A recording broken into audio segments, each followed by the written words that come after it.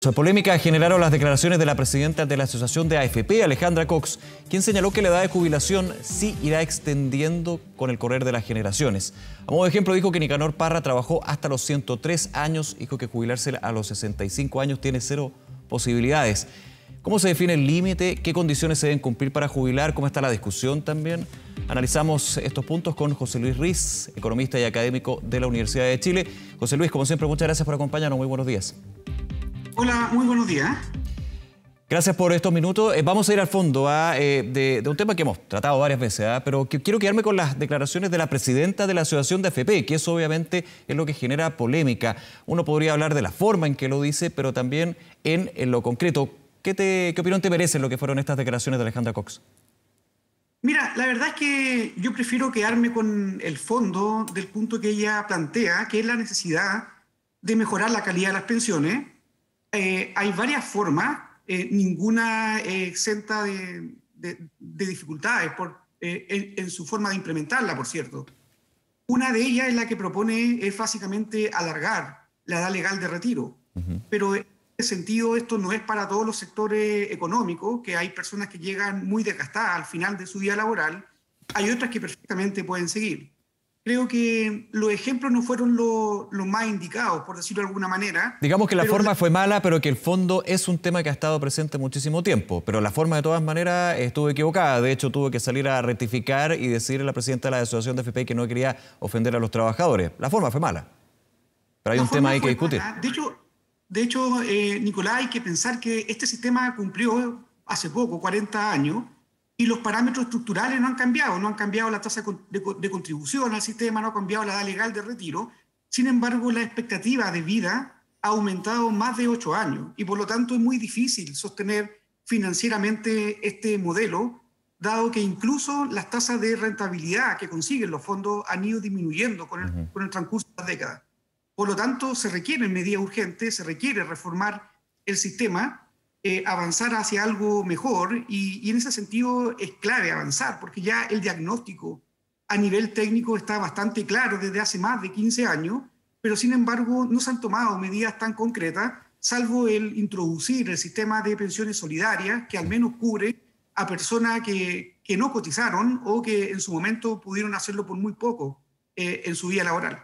A ver, poniéndolo en la realidad, que es súper importante para esta discusión, José Luis, cuando te hablan de la edad de jubilación, son muy pocos los que pueden efectivamente jubilarse a esa edad. De hecho, se jubilan y siguen trabajando porque les falta dinero, porque hay un tema de los montos de la jubilación que sabemos hay un consenso transversal, digamos, que son bajos en gran parte de la población chilena.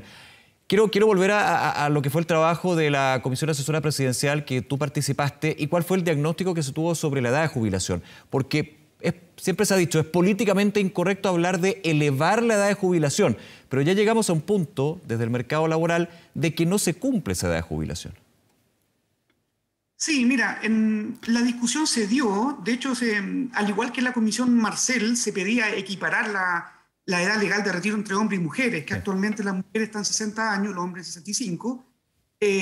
No se habló directamente o no quedó como propuesta directamente moverla a un número específico que sea mayor, pero sí se generaron incentivos para que personas pudieran seguir básicamente cotizando.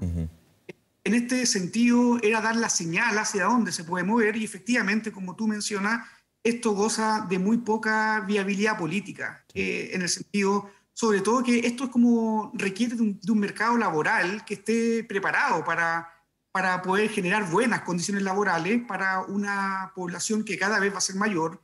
Y también, por ejemplo, que otra adaptación es que los puestos laborales puedan ir reduciendo la cantidad de horas semanales que trabajan las personas, de tal manera de que la salida sea más gradual. Aquí hay un punto y hay dos elementos que juegan a favor o en contra. ¿Qué es más relevante? Lo voy a tratar de hacer bien simple, pero obviamente hay un tema técnico que es bastante más complejo. El tema de aumentar la cotización, porque si hubiera una cotización o una jubilación amplia, el tema de la edad quizás no sería tema. Pero obviamente aquí tenemos cotizaciones que son bajas, que terminan con ahorros bajos en términos de montos, para qué decir el tema de los retiros del 10%, y eso nos lleva a decir que finalmente las personas siguen trabajando más allá de la edad de jubilación. Ese juego, no quiero hablar de juego, pero esa proporción, esa ecuación es bien compleja, bien delicada en el sistema que actualmente tenemos, ¿no? De hecho, como tú bien lo planteas, es tan delicado que al final esto es como la huella digital. Cada uno tiene una realidad distinta Claro. y por lo tanto aquí lo que se requiere es una cultura financiera y previsional donde las personas puedan hacer proyecciones que las tienen disponibles en sus páginas web de distintas AFP. También requiere asesoramiento porque hay personas que no pueden acceder a este tipo de información que está disponible. Pero eso, claro, se debió haber hecho en forma gradual hace mucho tiempo, de tal manera de conseguir un mix adecuado entre cuánto contribuir, hasta qué edad pensionarse, cuánto es la pensión que se proyecta, y no pillarse con una realidad de una pensión que es mucho más baja del salario que ellos tenían y que por lo tanto su nivel de vida les cae en forma abrupta. Ujú. También se requiere avanzar en entregar un verdadero concepto de seguridad social, que eso es deber del Estado en este caso. Las AFP, si uno lo piensa, son gestores de fondos principalmente. En la labor de esta gestión uno no, en general técnicamente no tiene grandes críticas, sin no haber educado y preparado a las personas para esta vejez. Con todo, yo creo que se requiere una especie de comisión central que junte como distintas visiones entre empresarios, trabajadores, gobierno, de tal manera que los ajustes paramétricos que se requieran se hagan de manera gradual y no estemos cada 20 años reformulando un sistema que perfectamente se pudo haber mejorado en forma más gradual. Ujú. Los retiros definitivamente van en un sentido contrario a mejorar la calidad de las pensiones, pero se entiende la premura de los recursos que no estaban llegando a muchos hogares. Sin embargo, esto va a provocar que básicamente las pensiones van a ser mucho más bajas y que definitivamente el Estado va a tener que tener un rol mucho más activo en el pago de las pensiones. Hay un tema que comentábamos, que es la realidad del mercado laboral, que es clave cuando hablamos de jubilación, y hay que ser súper aterrizado en eso. Cuando pensamos que las personas adultos mayores tienen que seguir trabajando es porque tienen bajas jubilaciones, pero también tienen una traba, que entiendo era parte un poco de las declaraciones de Alejandra Cox, que se escuchan muy desconectadas de la realidad, pero que tienen un fondo que hay que analizar, que es el mercado laboral tampoco entrega la posibilidad para que adultos mayores activos sigan trabajando, con la necesidad de seguir trabajando. Quiero preguntarte un poquito sobre eso, porque tú hablabas de los incentivos para retrasar la edad de jubilación. ¿Consideran también o deberían considerar esos incentivos a el empleo informal, principalmente porque a partir de los 65 o 70 años conseguir un puesto de trabajo en Chile es muy difícil cuando uno es activo? Obviamente ahí vamos a un punto de que uno debería dejar de trabajar y vivir de su jubilación, pero eso desgraciadamente existe en Chile, no se da en la gran mayoría de los casos. Justamente, o sea, se requiere que un mercado laboral se adapte de mejor manera a esta realidad que ya está presente. Se requiere también que las personas planifiquen mejor su comportamiento a lo largo del tiempo. O sea, hay personas que pueden tener una muy buena calidad de vida, pero viven con los ingresos casi justos. Ujú. Y por lo tanto, el mercado laboral es bien duro. O sea, hay personas que pierden el empleo a los 55 años de edad, Ah. 50, 55 años de edad, y les cuesta mucho reinsertarse. Y cuando lo hacen, ya no lo hacen al nivel que venían antes. Entonces, justamente aquí hay una cuota entre realismo, presupuesto. Es complejo, es como lo que se ha ahondado en esta crisis sanitaria, que en Chile muy poca gente hace ahorro voluntario, por ejemplo, y uno debiera pensar que el financiamiento de las pensiones debe ser complementado con otros mecanismos de ahorro dentro de lo posible, pero claro, con los niveles bajos de salario que en general reciben las personas, es muy difícil para un grueso de la población el poder ahorrar. Ese es el Y en ese punto. En sentido, algún minuto se habla de la necesidad de ahorrar más, pero con los sueldos en Chile no se puede ahorrar. Y está la herramienta como el APB, pero los que pueden optar por el APB es un mundo distinto a el grueso de la población. Voy un poco también a lo que tú dices, con la situación de salario, y vuelvo al mercado laboral. Hay que centrarse en la realidad que vivimos. Están las herramientas para ahorrar más, pero finalmente la medida desde la política pública tiene que apuntar, y ahí quiero ir con la pregunta, a lo que se está discutiendo, ¿no? A la cotización desde el empleador, al aporte estatal, más que decir a las personas, usted trate de ahorrar más cuando no pueden. es que yo creo que el esfuerzo es conjunto, yo creo que el Mm. mensaje también de las personas que tienen que ahorrar más. Básicamente, hoy en día hay que pensar que solo como antes de esta pandemia, en torno a un 15% de los hogares en Chile tenía ahorro, pero también hay mucho de un sobreconsumo, y eso también estaba latente antes. Es cierto, aquí las empresas tienen que aportar más a sus trabajadores. También hay algo que es muy cierto, o sea, una gradualidad también permite de alguna manera que se compartan mejor los costos entre trabajadores y empleadores, llegando incluso los trabajadores a soportar todo el costo dependiendo de cuál de los dos tiene mayor elasticidad en ese sentido en la oferta que se da en el mercado laboral y la demanda.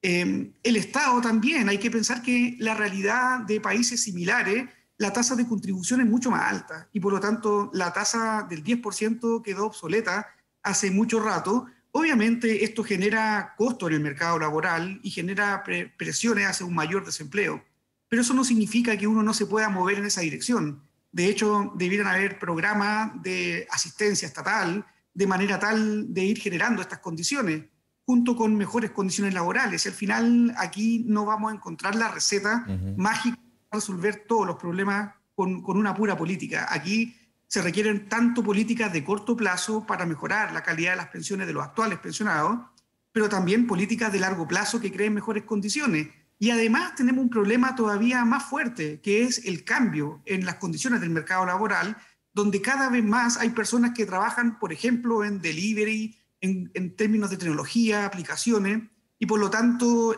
la forma tradicional de recaudar para las pensiones también tiene que ser revisado, porque hay que adaptarse también a las condiciones laborales de muchos segmentos actuales de la población. Claro, ha cambiado, ¿para qué hablar con esta revolución 4.0, esta revolución industrial, con lo telemático, con el teletrabajo, con el tema del delivery que tú apuntabas? También ha habido un cambio en ese contexto. Quiero llevarte, José Luis, en esta conversación que tenemos a un tema que hemos tratado varias veces, la discusión de la reforma previsional. Comparto contigo que aquí no solamente nos podemos quedar en una política pública, acá hay un tema de varias, pero obviamente el centro acá está en la discusión que se lleva por más de un año en el Congreso, en el Senado actualmente. Con lo que has visto, con lo que has escuchado, con este tema de la edad, de la cotización adicional, de la situación del sistema, de aquellos quienes quieren cambiarlo por completo. ¿Cómo ves tú esto? También pensando que, y te hago la pregunta, ¿se ha perdido un año y medio, por lo menos en términos de empezar a cotizar más por parte del empleador? Un poco el análisis que tienes tú. Lo que pasa es que, honestamente, se han perdido 15 años. De hecho, el primer informe serio que habló de elevar la tasa de cotización estuvo en la Comisión Marcel, en su informe de 2006. Sí. Y por tanto, significa que ya llevamos 15 años con varios elementos del diagnóstico. Me quedo corto, digamos. La Comisión Bravo, con su informe hace 6 años, en la cual tuve el privilegio de participar. Ahora en el Congreso llega una propuesta, pero aquí, lamentablemente, hay distintas visiones. Incluso en la misma comisión tuvimos distintas visiones y cuesta dialogar de esa manera. Creo que aquí hay que pensar en el bienestar general de la población y por lo tanto hay que adoptar alguna especie de pacto por dónde avanzar y qué se puede mejorar. Al final, yo creo que con esta política de los retiros se requiere mayor presencia del Estado, sí o sí, se requiere mayor aporte desde el empleador, sí o sí, y por lo tanto son acuerdos que debieran ir ocurriendo. Aquí creo que la fuerza va a ir al final hacia avanzar hacia un esquema mixto, pero ese esquema mixto tiene que ser con mucho cuidado en la forma del financiamiento, por lo que discutíamos de los cambios que hay en el mercado laboral, y tampoco es tan simple decir hagamos una redistribución de un aumento total de la cotización, como proponen algunos sectores. Hay que pensar que hay sectores a los cuales se les quitaría, no recibirían este beneficio, y sin embargo sus pensiones ya van a ser bajas. O sea, si uno piensa alguien que gana un salario de 1 millón de pesos en Chile, su pensión podría estar estimada en unos 400.000 pesos. Y eso para esa persona, esa tasa de reemplazo ya es baja. Entonces, ¿qué sentido tiene quitarle parte del aumento de la cotización que podría ir en beneficio de su propia pensión? Entonces, yo creo que la discusión tiene que ser más profunda. Hay harta evidencia, hay harto dato técnico, principalmente que se ha levantado, hay mucho dato micro que tiene la Superintendencia de Pensiones, con la encuesta de protección social que inició en su tiempo David Bravo y que él ha continuado haciendo distintos aportes metodológicos. Hay harta microdata.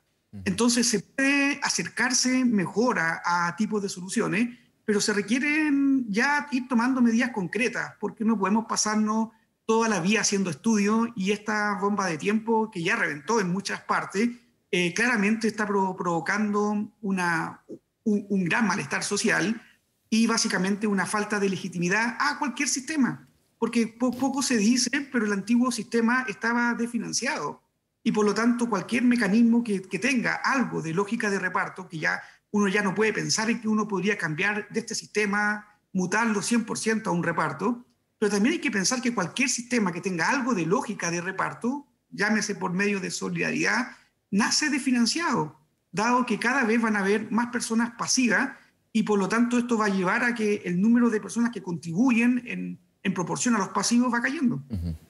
José Luis Ruiz, como siempre, gracias por acompañarnos en esta conversación en Canal 24 Horas. Que tengas un buen día. Muchas gracias, que esté muy bien. Hasta luego, chao. Hacemos una pausa, ya regresamos.